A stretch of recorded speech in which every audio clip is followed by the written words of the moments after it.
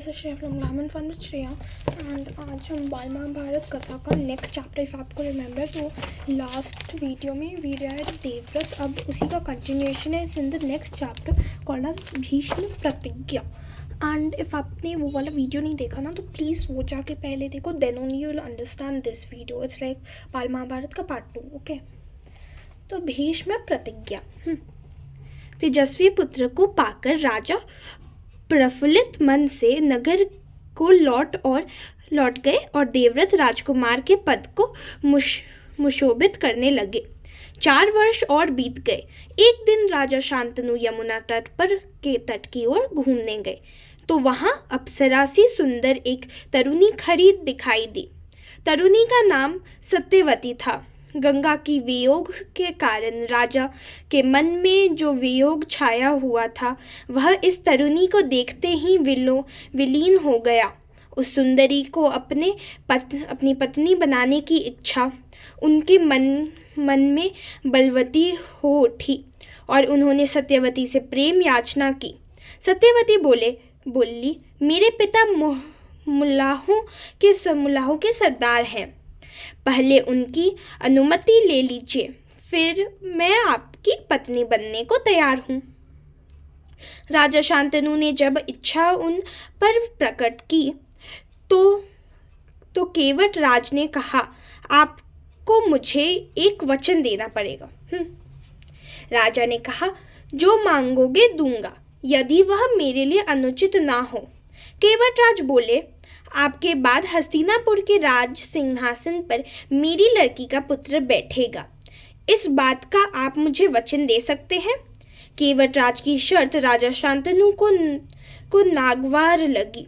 गंगासुत को छोड़कर अन्य किसी को राजगद्दी पर बैठाने की कल्पना तक उसके मन में नहीं आई थी। उसके बाद निराश और उदास मन से वह नगर की ओर लौट आए।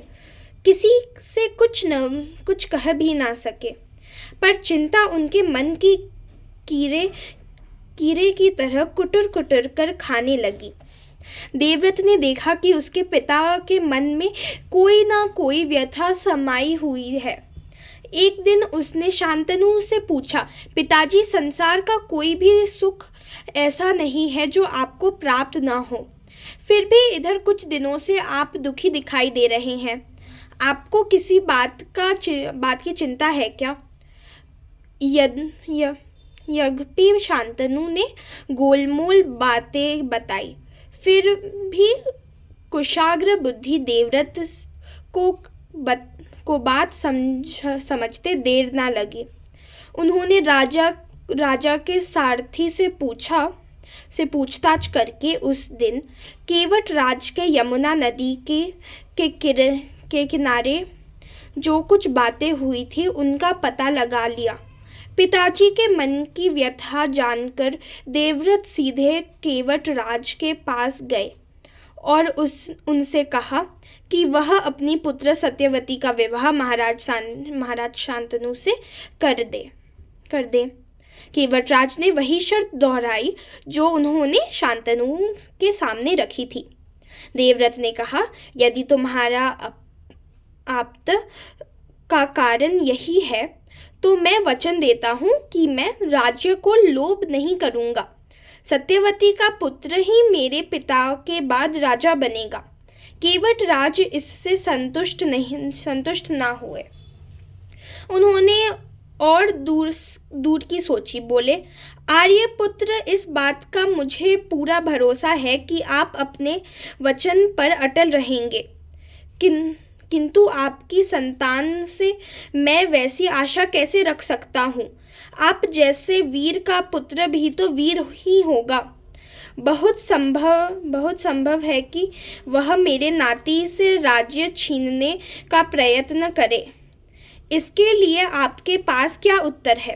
ये पूछा। Turn page. केवट राज का प्रश्न अप्रत्याशित था। उसे संतुष्ट करने का यही अर्थ हो सकता था।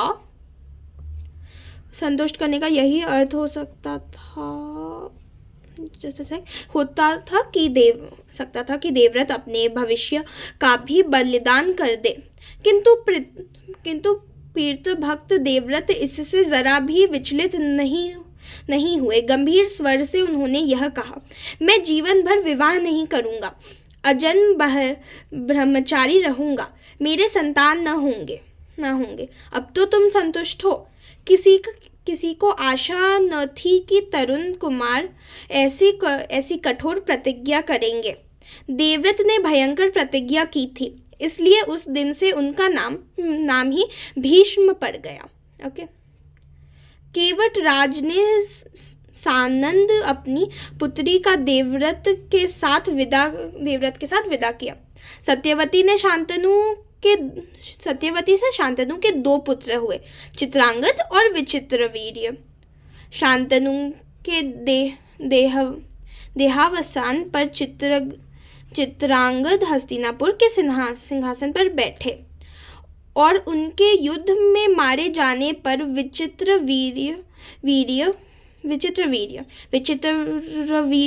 की 2 रानियां थीं, अंबिका और अंबालिका।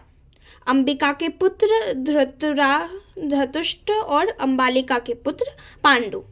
धृतराष्ट्र के पुत्र कौरव कहलाए और पांडु के पुत्र पांडव।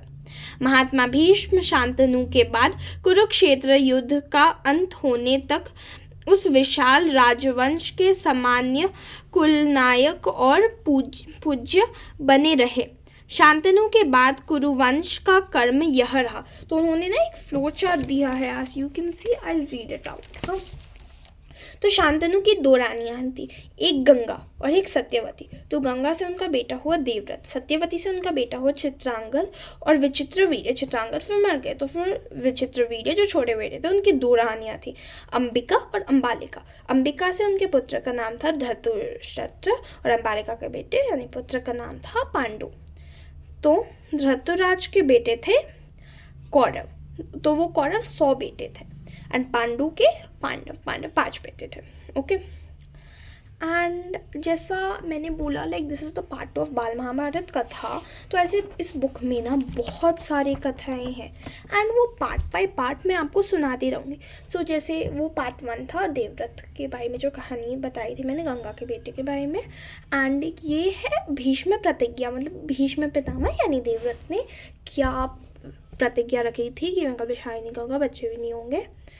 तो फिर ये उनकी प्रतिज्ञा थी। एंड ऐसे बाल महाभारत कथा के और भी बहुत सारे पार्ट्स आएंगे, एंड आप वो बहुत मज़े से देख सकते हो। And if you like my video, and if आपको पता भी तो चलना चाहिए ना कब पार्ट आ रहा है, तो उसके लिए you have to subscribe my channel. And if you like my video, once again don't forget to like, share and subscribe. Till then bye bye.